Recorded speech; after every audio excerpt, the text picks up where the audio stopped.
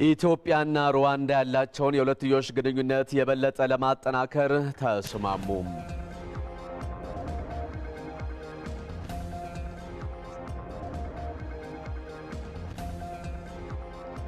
የፌዴራሉ ከፍተኛ ፍርድ ቤት 15ኛ ወንጀል ችሎት አቶ መላኩ ፈንታን ጨምሮ የ29 ተከሳሾችን ክስ አቋረጠ።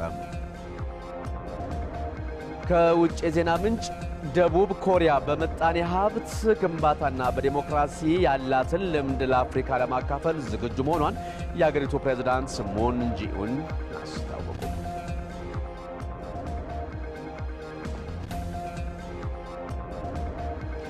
ይህ ኢቲቪ ዜና 57 ነው። ከኛ ጋር ሆኑ። ተመስገን በየነ ኢቲቪ ዜና 57ን እየመራው አብሬያችሁ ቆያለሁ። ኢትዮጵያና ሩዋንዳ ያላቸውን የሁለትዮሽ ግንኙነት የበለጠ ለማጠናከር ተስማሙ። በኢትዮጵያ ይፋዊ የሥራ ጉብኝት ማድረግ ላይ የሚገኙትና አዲስ አበባ የገቡት የሩዋንዳው ፕሬዝዳንት ፖል ካጋሜ ጠቅላይ ሚኒስትር ዶክተር አብይ አህመድ በብሔራዊ ቤተ መንግስት አቀባበል ያደረጉላቸውን ስነ ስርዓት የተከታተለው አስማማየ ነው። በኢትዮጵያ ይፋዊ የሥራ ጉብኝት ለማድረግ አዲስ አበባ የገቡት የሩዋንዳው ፕሬዝዳንት ፖል ካጋሜ ጠቅላይ ሚኒስትር ዶክተር አብይ አህመድ ወደ ስልጣን ከመጡ በኋላ የመጀመሪያው ሀገሪቱን የጎበኙ መሪ ናቸው። ቦሌ ዓለም አቀፍ አውሮፕላን ማረፊያ ሲደርሱም በጠቅላይ ሚኒስትር ዶክተር አብይ አህመድ አቀባበል ተደርጎላቸዋል። ፕሬዝዳንት ፖል ካጋሜ በብሔራዊ ቤተ መንግስትም ደማቅ ይፋዊ አቀባበል ተደርጎላቸዋል። ለክብራቸውም 7 ጊዜ መድፍ ተተኩሶላቸዋል።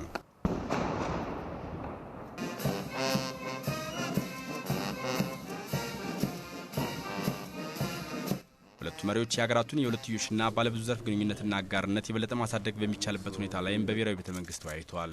በውይይታቸውም ላይ ከዚህ በፊት ሀገራቱ የተፈራረሟቸው ስምምነቶችን ተፈጻሚ ማድረግ በሚቻልባቸው ሁኔታዎች ላይ መምከራቸውን ውይይቱን የተከታተሉት የውጭ ጉዳይ ሚኒስቴር ቃል አቀባይ አቶ መለስ አለም ገልጸዋል። ክቡር ጠቅላይ ሚኒስትሩ የሩዋንዳው ፕሬዝዳንት የመጀመሪያው በይፋ የተጋበዙ የሀገር መሪ ሆነው ወደ አዲስ አበባ መምጣታቸው አመስግነዋቸዋል። በሁለትዮሽ ግንኙነቶች ቀደም ሲል በሁለቱ ሀገሮች መካከል የተፈረሙ ወደ 20 የሚሆኑ ስምምነቶች አሉ። እነዚህ ስምምነቶች ወደ ትግበራ ገብተው የሁለቱ ሀገሮች ግንኙነት የበለጠ መሻሻል እንዲችል የበለጠ መጠናከር እንዲችል ከመግባባት ደርሰዋል መሪዎቹ። የሩዋንዳው ፕሬዝዳንት ፖል ካጋሜ የወቅቱ የአፍሪካ ህብረት ሊቀመንበር እንደመሆናቸው መሪዎቹ የአፍሪካ ህብረትን ማጠናከር ላይ መምከራቸውን አቶ መለስ ተናግረዋል። በአፍሪካ ሰላምና መረጋጋት እንዲሰፍን ለማድረግ የአፍሪካ ህብረትን የበለጠ ለማጠናከር እንዲቻል በጋራ ለመስራት በመሪዎቹ ዘንድ ከመግባባት ተደርሷል። በኢትዮጵያና ሩዋንዳ በኩል ከዛሬ 6 ዓመት በፊት የስትራቴጂካዊ አጋርነት ስምምነት ተፈርሟል። ይሄ ስምምነት ሁለቱ ሀገሮች የሁለትዮሽ ግንኙነቶቻቸውን ብቻ ሳይሆን በዓለም አቀፍ መድረኮች በጋራ ተባብረው ለመስራት ውሳኔ የደረሱበት ስምምነት ነው። በሀገሮቹ በኩል የጋራ የሚኒስትሮች ኮሚሽን አለ። ይሄ የኮሚሽን ስብሰባ ተጠናክሮ እንደ አንድ የግንኙነቱን የማሳለጫ መንገድና አማራጭ ተደርጎ ለመውሰድም ከመግባባት ተደርሷል። ፕሬዝዳንት ፖል ካጋሜ በኢትዮጵያ የ3 ቀናት የጉብኝት ቆይታም ይኖራቸዋል። በኢትዮጵያ ይፋዊ የሥራ ጉብኝት በማድረግ ላይ የሚገኙት የወቅቱ የአፍሪካ ህብረት ሊቀመንበር የሩዋንዳው ፕሬዝዳንት ፖል ካጋሜ በሐዋሳ ኢንዱስትሪያል ፓርክ ከኢፌዴሪ ጠቅላይ ሚኒስትር ዶክተር አብይ አህመድ ጋር በመሆን ጎብኝተዋል። ይህንኑ ስነ ስርዓት የተከታተለው ሪፖርተራችን ደምስ መኩሪያው ተጨማሪ መረጃ ሊሰጠን በቀጥታ መስመር ላይ ነው የሚገኘው። ደምስ ሰላምታዬን አስቀድም ያለውኝ ጉብኝታቸው ምን መልክ ነበረው? ከዚህ በኋላ ደግሞ ጋዜጣዊ መግለጫ ይሰጣሉ ተብሎ ይጠበቃልና ምን ነጥቦች ናቸው የሚነሱት ብሎ መገመት ይቻላል የሚለውንም አብረ ማንሳት ትችላለህ? አመሰግናለሁ። እንደምን አመሸህ ተመስገን። እንግዲህ ቀደም ሲል አንተም እንደጠቀስከው የሩዋንዳ ፕሬዝዳንትና የወቅቱ የአፍሪካ ህብረት ሊቀመንበር ፖል ካጋሜ ዛሬ ከኢፌዴሪ ጠቅላይ ሚኒስትር ዶክተር አብይ አህመድ ጋር በመሆን ወደ ሐዋሳ ከተማ ተጉዘዋል። እዚህ ሐዋሳ ከተማ ሲደርሱም የደቡብ ብሔር ብሔረሰቦችና ህዝቦች ክልል ከፍተኛ የስራ ኃላፊዎች አቀባበል አድርገውላቸዋል። ሁለቱ መሪዎችም እዚህ ሐዋሳ ከተማ ከደረሱ በኋላ በሐዋሳ የኢንዱስትሪ ፓርክ ተገኝተው በኢንዱስትሪ ፓርክ ውስጥ የሚንቀሳቀሱ የአራት ኩባንያዎችን የስራ ሁኔታ ጎብኝተዋል። እንግዲህ ሁለቱም መሪዎች ኢንዱስትሪ ፓርኩ ሲደርሱ በአጠቃላይ ስለ ኢትዮጵያ የኢንዱስትሪ እቅድና በኢንዱስትሪ ፓርክ ውስጥ ስላለው የስራ እንቅስቃሴም የኢትዮጵያ ኢንቨስትመንት ኮሚሽን ኮሚሽነር ገለጻ አድርገውላቸዋል። በጉብኝታቸው ደግሞ በኢንዱስትሪ ፓርኩ በተለይም በኢንዱስትሪ ፓርክ ውስጥ በግዙፍነቱ የሚታወቀውን ፒቪኤች የተሰኘውን የአሜሪካ የአልባሳት አምራች ኩባንያን ጎብኝተዋል። እንግዲህ ይህ ኩባንያ በነገራችን ላይ በሐዋሳ ኢንዱስትሪ ፓርክ 7 ትላልቅ ሼዶችን በመያዝ በኢንዱስትሪ ፓርኩ ከፍተኛ የሆነ ድርሻ ያለው አምራች ነው ማለት ይቻላል። ይሄ ፒቪኤች የተሰኘው የአሜሪካው የአልባሳት አምራች ኩባንያ በ40 ሀገራት ይንቀሳቀሳል። በአመት እስከ 8.2 ቢሊዮን ዶላር አመታዊ ገቢም አለው። እንግዲህ የኩባንያውን የስራ እንቅስቃሴም ሁለቱ መሪዎች በስፍራው ተገኝተው ተመልክተዋል ማለት ነው። ከሱ በመቀጠል ጄፒ ቴክስታይል የተሰኘ ኩባንያ የስራ እንቅስቃሴንም በዛው በኢንዱስትሪ ፓርክ ውስጥ ተገኝተው ተመልክተዋል። የዚህ የጄፒ ቴክስታይል በዋናነት ጥሬ ጨርቅ ነው የሚያመርተው። ጥሬ ጨርቅ የአልባሳት ግብዓት እንደሆነ ይታወቃል። በኢንዱስትሪ ፓርክ ውስጥ አልባሳት በማምረት ላይ ለተሰማሩ ኩባንያዎች ያቀርባል። ከሀገር ውጭም ምርቱን መላክ ጀምሯል ማለት ነው። ሁለቱ መሪዎች የዚህን ጄፒ ቴክስታይል የስራ እንቅስቃሴንም ተመልክተዋል። ከዚህም ባሻገር እንግዲህ ታል የተሰኘ የሆንግ ኮንግ የአልባሳት አምራች ኩባንያንም ሁለቱ መሪዎች ጎብኝተዋል። በነገራችን ላይ ይሄ ታል የተሰኘው የሆንግ ኮንግ የአልባሳት አምራች ኩባንያ ሙሉ በሙሉ ሸሚዞችን ነው ማምረት የሚያመርተው። 6 ሼዶችንም በመያዝ ከፒቪኤች የአሜሪካ ኩባንያ ቀጥሎ በኢንዱስትሪ ውስጥ ከፍተኛ ድርሻ ያለው ኩባንያ ነው። ወደ ስራ ከገባም በኋላ 6 ሼዶችን ቢይዝም አሁን በተጨባጭ ስራ እየሰራ ያለው በ2 ሼዶች ብቻ ነው። በባለፈው የፈረንጆቹ አመት ብቻ ወደ 200 ሺህ የሚደርሱ ሸሚዞችን አምርቶ ወደ ውጭ ገበያ መላክ የቻለ ኩባንያም ነው። እንግዲህ በአራተኛነት የጎበኙት ሁለቱ መሪዎች የመጨረሻ ኦንቴክስ ኢትዮጵያ የተሰኘ የግል ንጽህና መጠበቂያ ምርቶችን የሚያመርት ኩባንያ ነው። የዚህ ኩባንያ እንግዲህ በአመት እስከ 250 ሚሊዮን የህፃናት ዳይፐሮችን የማምረት አቅም አለው። የዚህ ኩባንያ የስራ እንቅስቃሴም በስፍራው ተገኝተው ሁለቱ መሪዎች ለማየት ችለዋል ማለት ነው። እንግዲህ ሩዋንዳና ኢትዮጵያ ቀደምም ሲል እንደተገለጸው ታሪካዊ የሚባል ግንኙነት ያላቸው ናቸው። እንደ አውሮፓውያን አቆጣጠር በ1994 በሩዋንዳ የዘር ጭፍጨፋ ሲፈጸም ጀምሮ ኢትዮጵያ የሰላም አስከባሪ ኃይል በመላክ ሁለቱ ሀገራት ጠንከር ያለ ግንኙነት ያላቸው ናቸው። እንደ አውሮፓውያን አቆጣጠር በ2012ም ኢትዮጵያና ሩዋንዳ በ8 ዘርፎች ለመስራት የተስማሙ ሀገራት ናቸው። ከቅርብ ጊዜ ወዲህ ደግሞ ሩዋንዳ እንግዲህ በኢንዱስትሪ ዞንም በማልማት ውስጥ ገብታለች። በተለይም በኪጋሊ በዋና ከተማዋ ኪጋሊ ስፔሻል ኢኮኖሚክ ዞን የሚባል ኢንዱስትሪ ማዕከልና ነጻ የንግድ ቀጠናን ያጣመረ ማዕከል አላቸው። በጣም ትንሽ ነው በስፋት ሲታይ ከሐዋሳ ኢንዱስትሪ ፓርክ ጋር እንኳን ሲነጻጸር የነሱ በጣም አነስተኛ ነው። ስለዚህ ሩዋንዳ ከኢትዮጵያ ልምድ መውሰድ ትችላለች ብሎ መናገር ይቻላል። በነገራችን ላይ ጉብኝታቸውን በማስመልከት ሁለቱ መሪዎች መግለጫ ዛሬ ምሽት ይሰጣሉ ተብሎ ነበር የሚጠበቀው፣ ወደ ነገ ተዛውሯል። ነገ እንግዲህ መግለጫ ይሰጣሉ። አጠቃላይ እዚህ ኢንዱስትሪ ፓርኩ በነበራቸው ጉብኝት ተብሎ ነው የሚጠበቀው። መልካም ደምስ መኩሪያው ከሐዋሳ ለሰጠ ማብራሪያ እናመሰግናለን። እንግዲህ ክቡራን ተመልካዮቻችን ይህንኑ የሩዋንዳው ፕሬዝዳንት ፖል ካጋሜና የኢፌዴሪ ጠቅላይ ሚኒስትር ዶክተር አብይ አህመድ በሐዋሳ የነበራቸውን ቆይታ በአጠቃላይ ጉብኝቱን በተመለከተ የሚሰጠውን ጋዜጣዊ መግለጫ ተከታትለን የምናቀርብ መሆኑን ከወዲሁ ለመግለጽ እንወዳለን። ኢቲቪ ዜና 57 አሁንም ይቀጥላል። ሳዑዲ አረቢያ ውስጥ በሕክምና ስህተት ጉዳት ደርሶበት ለዓመታት የቆየው ኢትዮጵያዊ ታዳጊ መሐመድ አብዱል አዚዝ 3 ሚሊዮን የሳዑዲ ሪያል ካሳ እንዲከፈለው ተደረገ። ጠቅላይ ሚኒስትር ዶክተር አብይ አህመድ በቅርቡ በሳዑዲ አረቢያ ጉብኝት ባረጉበት ወቅት ለሳዑዲ መንግስት ያቀረቡት ጥያቄ ተቀባይነት አግኝቶ የካሳ ክፍያው ለቤተሰቦቹ ተፈጽሟል። ታዳጊው ወደ ሀገሩ በ2 ሳምንታት ውስጥ በመመለስ ሕክምናው እንዲከታተል በውጭ ጉዳይ ሚኒስቴርና እንደዚሁም ደግሞ በጤና ጥበቃ ሚኒስቴር አማካኝነት ዝግጅት እየተደረገ መሆኑን ነው ከውጭ ጉዳይ ሚኒስቴር ቃል አቀባይ ጽህፈት ቤት ለኢቢሲ የተላከው መረጃ የሚያመለክተው።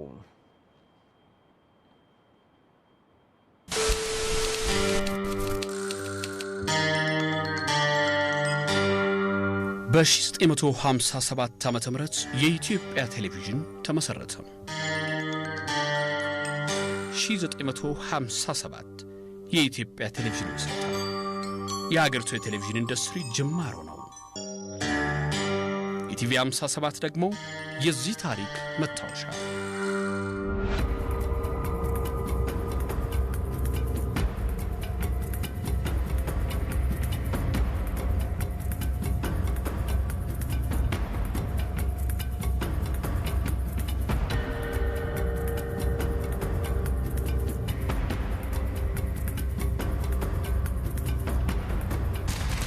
ጤና ይስጥልኝ። ስቱዲዮ ይሰማችኋል?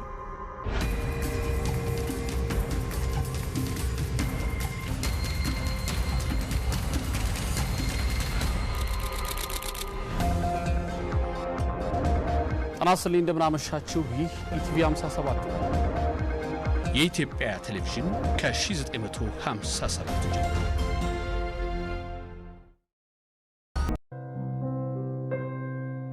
ለው ህዝብና የለውጥ ሞተር የሆነውን ወጣት ኃይል በመያዝ የሚስተዋሉ ችግሮችን ለመፍታት መንግስት ቁርጠኛ መሆኑን የመንግስት ኮሚኒኬሽን ጉዳዮች ጽህፈት ቤት አስታወቀ።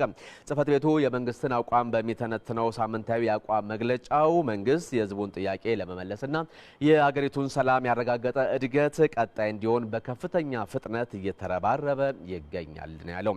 ከችግሮች ስፋትና ካልተመለሱ ጥያቄዎች ብዛት አንጻር ግን አሁንም ብዙ የቤት ስራዎች ከፊት ለፊት መኖራቸውን አትቷል። ባለፉት 2 ወራት አንጻራዊ ሰላም መስተዋሉን የገለጸው ጽህፈት ቤቱ ህዝቡ የትኛውንም አገልግሎት ያለምንም ቅድመ ሁኔታ ሊያገኝ ይገባልም ብሏል። በጠቅላይ ሚኒስትር ዶክተር አብይ አህመድ የውጭ ሀገር ጉዞ የተገኙ ዲፕሎማሲያዊ ስራዎችን ተከትሎ በእስር ቤት ለሚገኙ ወገኖች ይቅርታና እንዲሁም ደግሞ የሰላም በሮችን በመክፈት የሀገሪቱን ሁለንተናዊ እንቅስቃሴ በሰላማዊ መንፈስ ለመቃኘት ጥረቶች ተደርገዋል። በመሆኑም በሀገር ውስጥ የተጀመሩ ዙሪያ መለስ የለውጥ ስራዎችን በእጅጉ በማጠናከር ችግሮችን ለመፍታት መንግስት ያላሰለሰ ጥረት እንደሚያደርግ የመንግስት ኮሚኒኬሽን ጉዳዮች ጽህፈት ቤት በሳምንት የአቋም መግለጫው ላይ ዘርዝሯል። 27ኛው የግንቦት 20 የድል በዓል በመላ ኢትዮጵያ እየተከበረ ይገኛል። የፌዴራል መንግስት የኮሚኒኬሽን ጉዳዮች ጽህፈት ቤትም በዓሉን አክብሯል። በበዓሉ ላይ የተገኙት የኮሚኒኬሽንና ኢንፎርሜሽን ዘርፍ ሚኒስትር ዴኤታ ካሳሁን ጎፌ በዓሉ ድርብ ድል የተገኘበት ነው ሲሉ ተናግረዋል። አሁን እኛ የተጎናጸፍነው ሰላምና የጀመርነው የዲሞክራሲ ስርዓት ግንባታ ጉዞ እውን እንዲሆን ብዙ ወገኖቻችን በብዙ አስቸጋሪ ጉዞ ውስጥ መስዋዕት ለመሆን ተገደዋል። በህይወትም በደም በአካል ጉድለት በስነ ልቦና ስብራትና በሌሎች እልፍ የመስዋዕትነት መልኮች የተገኘውን ይህንን ድል በዘላቂና ጥብቅ መሰረት በማነጽ ለቀጣዩ ትውልድ የተሻለች ሀገር የማስረከቡ ኃላፊነት ደግሞ በእኛ ትከሻ ላይ ያርፍ ዘንድ የታሪክ ባለሳምንት ሆነናል። ሚኒስትር ዴኤታው እንደተናገሩት በአዲስና ዘመኑን በሚመጥን የአመራር ክህሎት በማስኬድ ለታለመለት ግብ የማድረስ ኃላፊነት እኛ መዳፍ ላይ ወድቋል ብለዋል። ትናንት ይህችን ቀን እውን ለማድረግ ሞትን እስከ መናቅ በሚዘልቅ የዓላማ ጽናት የተዋደቁት ጀግኖቻችን በደምና በአጥንታቸው ያበጇትን ታላቋን ኢትዮጵያ በክብር አስረክበውናል።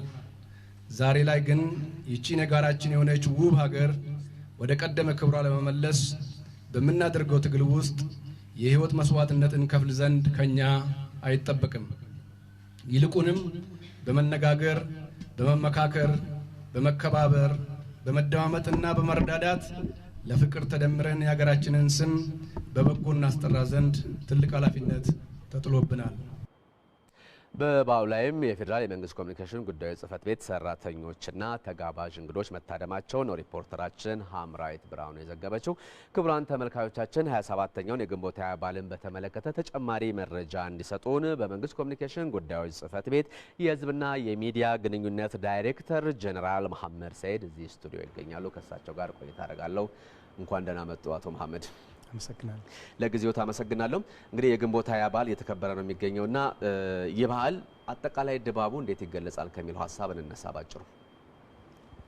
የግንቦት 27ኛ ዓመት የላቀ ብሔራዊ መግባባትና ዲሞክራሲያዊ አንድነት ለላቀ ሀገራዊ ስኬት በሚል በፌዴራል ተቋማት እንዲሁም በክልሎች በደማቅ ሁኔታ እየተከበረ ይገኛል።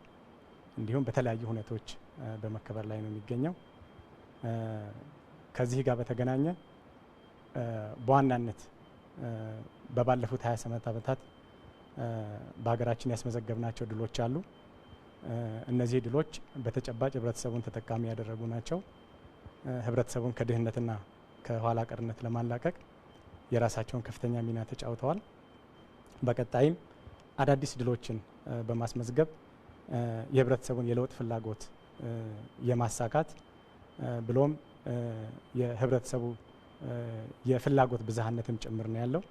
ይህንኑ የፍላጎት ብዝሃነቱን በተሻለ መልኩ ለማሳካት እንዲያስችል መንግስት ከችግሮቹ ተላቆ የተሻለ አገልግሎትና ውጤታማ አገልግሎት ለመስጠት ራሱን የሚያዘጋጅበት ነው የሚሆነው። በዋናነት ከዚህ ከ27ኛው የድል በዓል ጋር በተያያዘ የሚነሱ አጀንዳዎችን እስኪ የተወሰኑትን ቢጠቅሱ። ዋናው አጀንዳችን የዚህ የዲሞክራሲያዊ ፌዴራላዊ ስርዓት የተጠናከረ እንዲሆን ከማድረግ ጋር የተያያዘ ነው። የፌዴራል ስርዓቱ ሀገራችንን ከብተና ያዳነ ነው። በአንጻራዊነት ደግሞ አስተማማኝ ሰላም በዚች ሀገር ሰፍኖ ህዝቦች ፊታቸውን ወደ ልማት ድህነትን ወደ መቅረፍ የተሸጋገሩበት በመሆኑ ይሄ የዲሞክራሲያዊ ፌዴራላዊ ስርዓት እንዲጠናከር ዜጎች የበኩላቸውን እንዲወጡ ዲሞክራሲያዊ አስተሳሰብ የበለጠ እንዲጠናከር ዲሞክራሲያዊ ባህል የበለጠ እንዲጠናከር እንዲሁም ዲሞክራሲያዊ ብሔርተኝነት የተጠናከረ እንዲሆን ዲሞክራሲያዊ ብሔርተኝነት ስንል የራስህን ማንነት እንደምትወደው ሁሉ የራስህን ማንነት እንደምታከብረው ሁሉ የሌላውንም ማንነት የማክበር ነው። የሌላውን እምነት የማክበር ነው። የሌላውን ብሔር የማክበር ነው። የሌላውን ባህል የማክበር ነው። ስለዚህ ዲሞክራሲያችን አሁን ባለው ደረጃ ለጋ ዲሞክራሲ የሚባል ነው። ይሄ መጠናከር ይኖርበታል። ሁለንተናዊ አቅም በዚች ሀገር ላይ ተፈጥሯል። ይሄ ሁለንተናዊ አቅም ይዞልን የመጣው በርካታ ትሩፋቶች አሉ። እነዚህ ትሩፋቶች ሊቀጥሉ የሚችሉት የዚህ የዲሞክራሲያዊ ፌዴራላዊ ስርዓታችን በሁለት እግሩ ሲቆም ነው፣ ሲጠናከር ነው የሚል እምነት ነው ያለው። እነዚህን ስኬቶች ለማስቀጠልስ በመንግስት ኮሚኒኬሽን ጉዳዮች ጽህፈት ቤት በኩል ምን እየተሰራ ነው የሚለውን የመጨረሻ ጥያቄ ላድርግ። እንግዲህ አሁን ርብርብ እየተደረገ ያለው በዋና ዋና ሀገራዊ ጉዳዮቻችን ላይ የተጠናከረ ብሔራዊ መግባባት የመፍጠር ጉዳይ ነው። ይሄ ወሳኝ ነው። ይሄ አንድ የተጠናከረ ሀገር ወደ ኋላ የማይንሸራተት ሀገር ለትውልዶች የምናስረክበው የምንኮራበት ሀገር እንዲፈጠር ከማድረግ አኳያ ሀገራዊ አንድነትን ለማጠናከር የምንችለው በዋና ዋና ሀገራዊ ጉዳዮች ላይ መግባባት ስንችል ነው።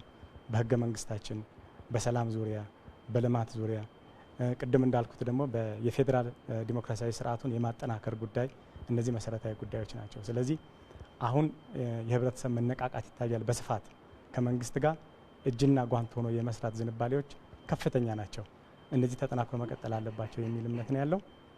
ዋነኛው ጉዳይ ሀገራዊ አንድነታችን የማጠናከር ጉዳይ ነው። ይሄ ደግሞ የእያንዳንዱ ዜጋ ኃላፊነት ነው የሚሆነው።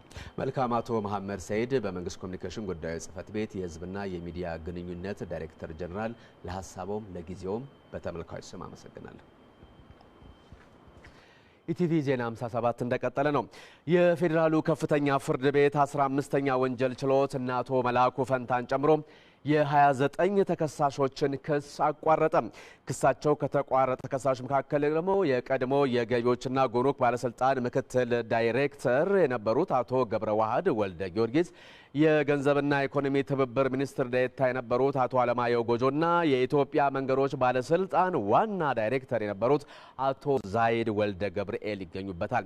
ችሎቱ የተከሳሾችን ክስ ሊያቋርጥ የቻለው የፌዴራሉ ጠቅላይ አቃቤ ሕግ ለሕዝብ ጥቅም ሲባል የመሰረተውን ክስ ማቋረጥ እንደሚችል የሚደነግገውን አዋጅ ቁጥር 943/2008 አንቀጽ 6/3/ሰ የፍርድ ሂደቱን ጠቅሶ ክሶቹ እንደማይፈለጉና እንዲቋረጥ ፍርድ ቤቱን መጠየቁን ተከትሎ ነው። በዚሁ መሰረት የፌዴራል ጠቅላይ አቃቤ ሕግ የጻፈውን ክስ ይቋረጥልኝ ጥያቄ የመረመረው የፌዴራሉ ከፍተኛ ፍርድ ቤት 15ኛ ወንጀል ችሎት ዛሬ ከሰዓት በኋላ በተከሳሾች ላይ የተመሰረተው ክስ እንዲቋረጥ ትዕዛዝ ሰጥቷል። ዘገባው የሪፖርተራችን ጥላሁን ካሳ ነው።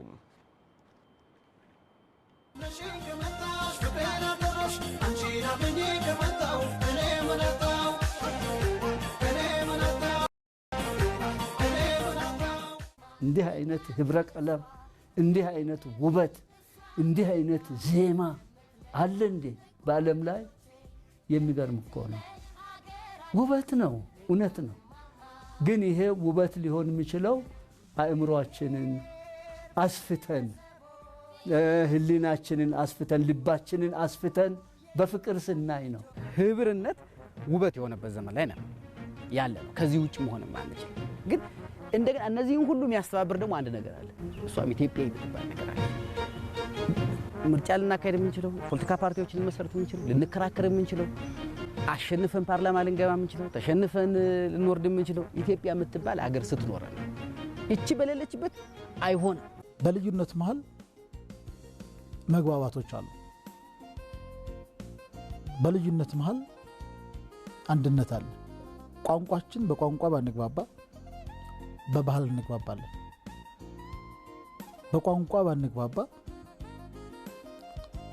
አንድ እናት ስላለችን በእናታችን እንግባባለን። ኢትዮጵያዊነት ቋንቋ ኦሮምኛ ጸጋ ነው፣ አማርኛ ጸጋ ነው፣ ትግርኛ ጸጋ ነው፣ ጉራጌኛ ጸጋ ነው። ኢትዮጵያዊነት ደግሞ የነዚህ ሁሉ ማስተሳሰሪያ ገመድ የጸጋዎች ጸጋ ነው። ለየትኛውም የፖለቲካ ግሩፕ አጥፊ ለሆነ ሰው ሁሉ በፍቅር በይቅርታ ካሸነፍን አሁን በጀመርነው አንድነት ከሄድን አትጠራጠሩ፣ ኢትዮጵያ ትልቅና የተከበረች ሀገር ትሆናለች። አመሰግናለሁ።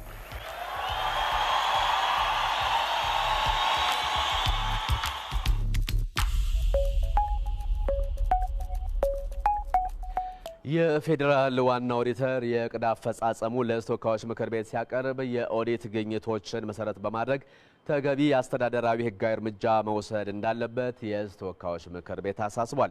ምክር ቤቱ ባካሄደው 26ኛ መደበኛ ስብሰባው የፌዴራሉ ዋና ኦዲተር መስሪያ ቤት የዕቅድ አፈጻጸም ሪፖርት ገምግሟል። ይሁን እንጂ በተደጋጋሚ የኦዲት ግኝት ያለባቸው መስሪያ ቤቶችና ተቋማት በሪፖርት ስማቸው ከመነሳቱ ያለፈ እርምጃ ሲወሰድባቸው አይስተዋልም ብለዋል የምክር ቤቱ አባላት። የፌዴራሉ ዋና ኦዲተር በ173 የፌዴራል ባለበጀት መስሪያ ቤቶች ላይ ኦዲት ማድረጉንና በአንዳንድ ተቋማትም የተለያዩ የኦዲት ግኝቶች መኖራቸውን ገልጿል።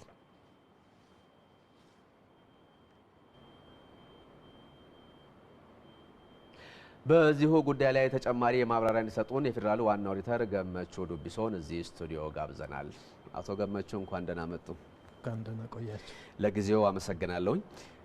እንግዲህ በየዓመቱ ዋና ኦዲተር መስሪያ ቤት ሪፖርቱን ይፋ ያደርጋልና ይፋ የሚሆነው ደግሞ የማስተካከያ እርምጃ ግን ሪፖርት ተከትሎ እምብዛም አይወሰድም ነው የሚባለውና የዚህ ምክንያቱ ምንድነው ከሚለው ሀሳብ እንጀምር።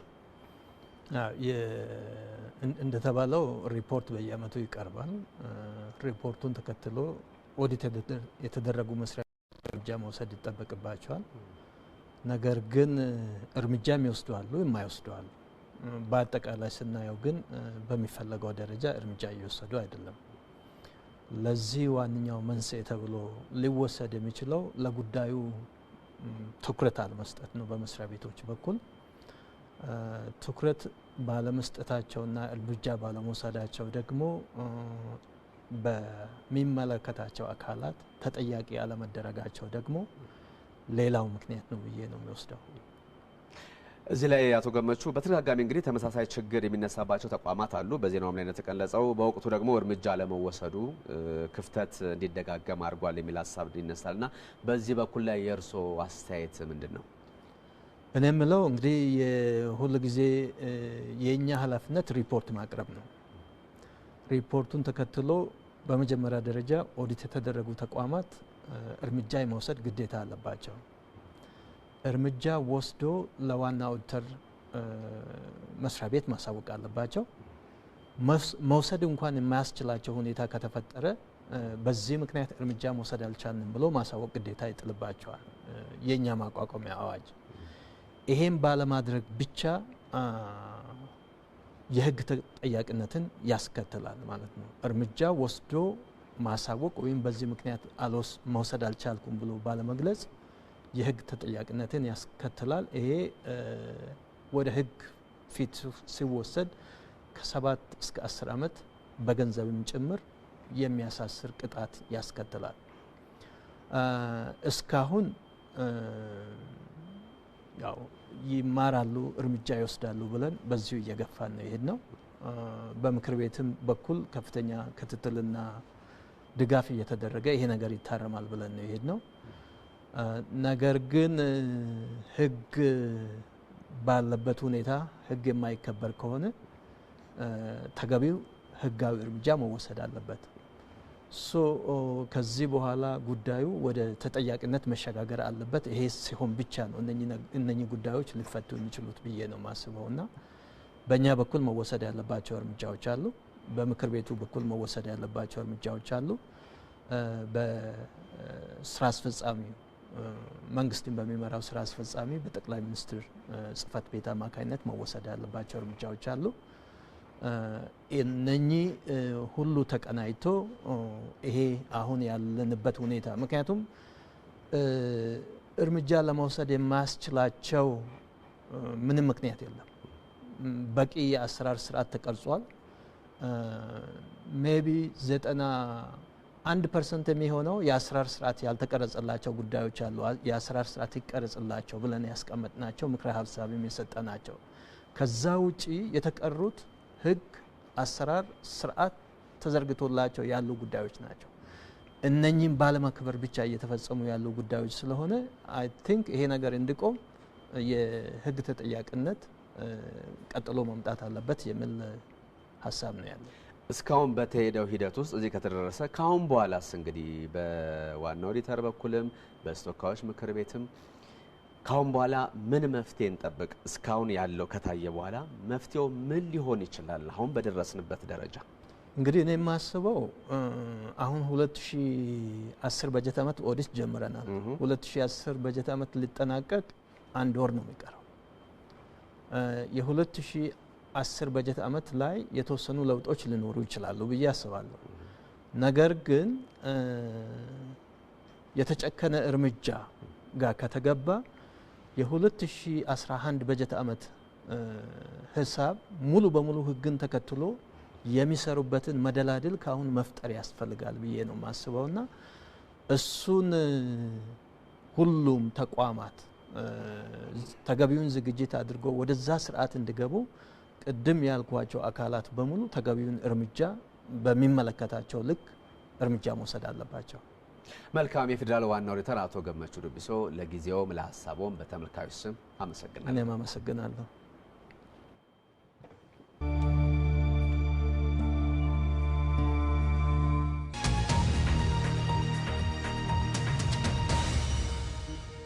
Years ago, the BBC broadcast the first television reports of a devastating famine in Ethiopia.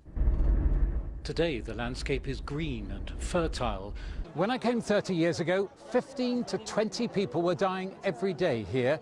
This became known as the Valley of Death. Today, it seems, Ansokia is thriving. The course of the river was to pave way for the next phase of construction. Well, we're in Ethiopia today, one of Africa's most dynamic economies. Ethiopia's capital, Addis Ababa, has undergone some dramatic changes over the past few years. An economic growth rate, one of the fastest in the world, around about 7, 8, 9, 10%. Ethiopia's capital is booming with buildings. ዋናው ቁም ነገር አገራችን ከፍ ወዳለ ምዕራፍ ማሸጋገሩና አንድነቷን ጠብቃ የምትቆይበት ሁኔታ በቀጣይነት እያረጋገጡ መሄዱ ነው።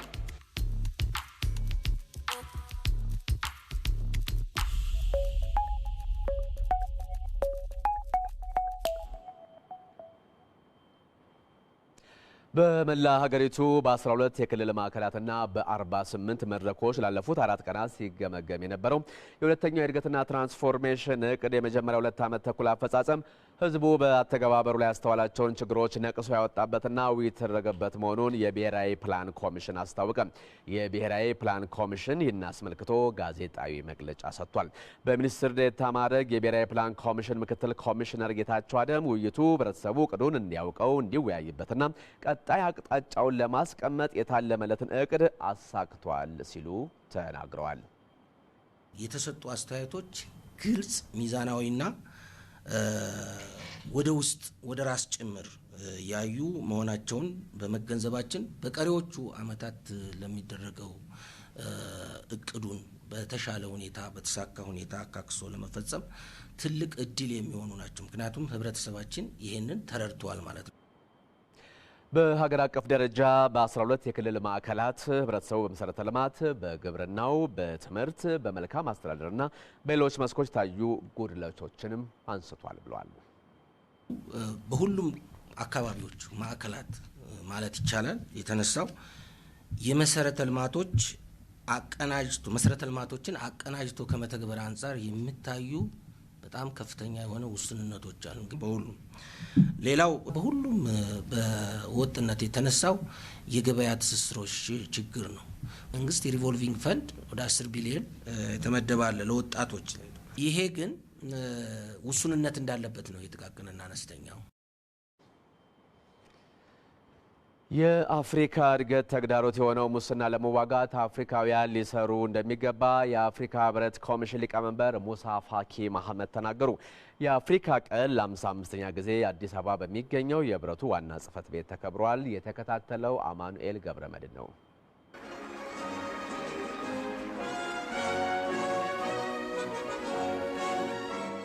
ጊዜው በ20ኛው ክፍለ ዘመን ሁለተኛው አጋማሽ መጀመሪያ እንደ አውሮፓውያን አቆጣጠር ግንቦት 25 1963 አዲስ አበባ የ32 ነጻ የወጡ የአፍሪካ ሀገራት መሪዎችና 21 የነጻነት ንቅናቄ ተወካዮች የተሳተፉበት ታሪካዊውና በአፍሪካ ምድር የመጀመሪያ የሆነውን ጉባኤ ያስተናገደችበት እንዲሁም የድርጅቱ ልደት የተበሰረባት መዲና ለመሆን የበቃችበት የታሪክ አጋጣሚ እኛ አፍሪካውያን ብዙ መቶ ዓመታት ዳኝነትና መብት ተነፍገን የቆየን ስለሆን ዛሬ ትክክለኛ ዳኝነትና መብት ካለን ድምጻችንን በመናሰማበት ጊዜ ልንሰማ እንችላለን።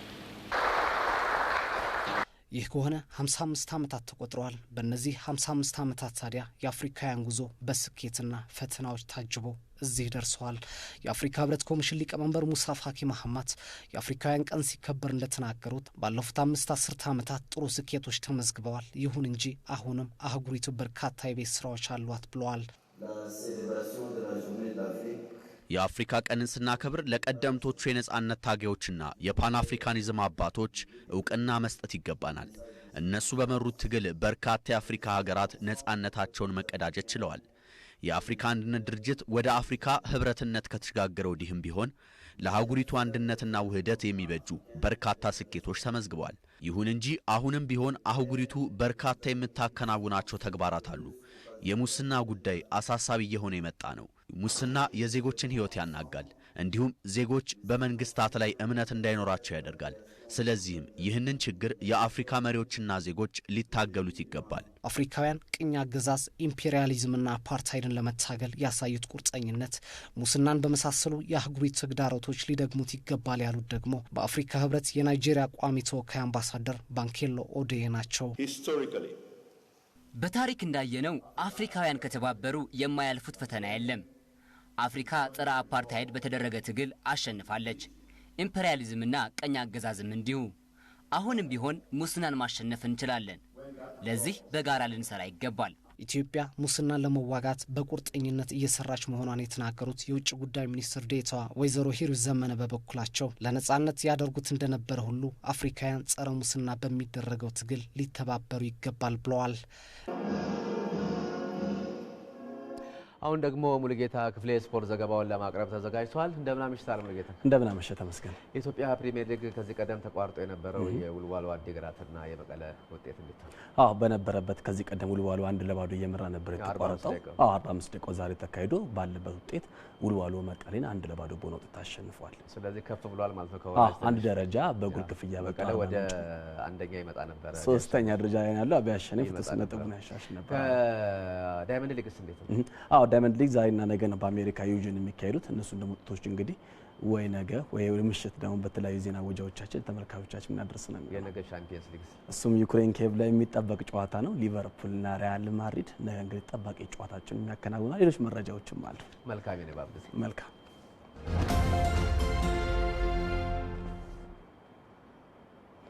ወደ ቀዳሚ ዜና አልፋለሁ። በኢትዮጵያ ፕሪሚየር ሊግ አዲግራት ላይ ሁለተኛው 45 የተቋረጠ የወልዋሎ አዲግራት ዩኒቨርሲቲና የመቀሌ ከተማ ጨዋታ ሁለተኛው አጋማሽ ዛሬ በሽሬ ተከናውኗል። ቀደም ሲል 45ቱን ደቂቃ በአሳሪ አለማሃዲ ግብ ሲመሩ የነበሩት ውልዋሎች ውጤቱን አስጠብቀው ያለ ግብ በመለያየት 1-0 አሸንፏል። በዚህም ውልዋሎ አዲግራት ዩኒቨርሲቲ በ23 ነጥብ አርባ ምንጭን በግብ ክፍያ በልጦ ወደ 14ኛ ደረጃ ከፍ ብሏል። መቀሌ ከተማ በበኩሉ በ39 ነጥብ ባለበት 3ኛ ደረጃ ላይ ይገኛል።